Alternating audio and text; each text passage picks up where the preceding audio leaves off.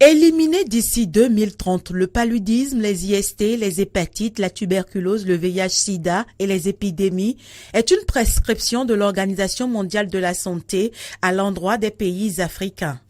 Pour l'atteinte de cet objectif au Bénin, le Conseil national de lutte contre toutes ces affections à travers son secrétariat exécutif, dans son plan de travail pour 2018, a décidé de soumettre les résultats de ces différents travaux à l'appréciation des membres du comité scientifique constitué des enseignants-chercheurs, professeurs de divers grades et des consultants.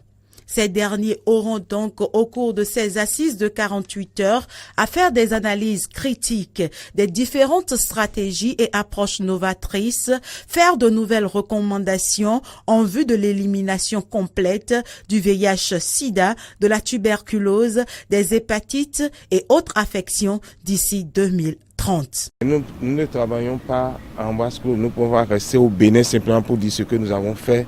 Et déjà bien, nous pouvons y aller parce que ça va être des ressources qui vont être mises en jeu demain.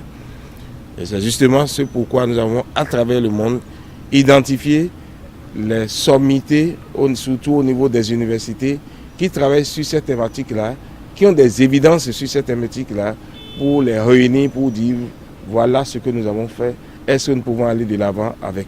S'il est clair qu'on note une réduction de taux de contamination de certaines de ces affections depuis 2011 au Bénin, il n'en demeure pas moins que l'état des lieux des actions menées en vue de leur éradication complète reste peu reluisant. Il y a 5 phases intermédiaires et qu'aujourd'hui, nous sommes au niveau de ces 4 maladies à la première phase. Il n'y a que la tuberculose qui se trouve au niveau de la deuxième phase, qui est l'état de la pré-élimination.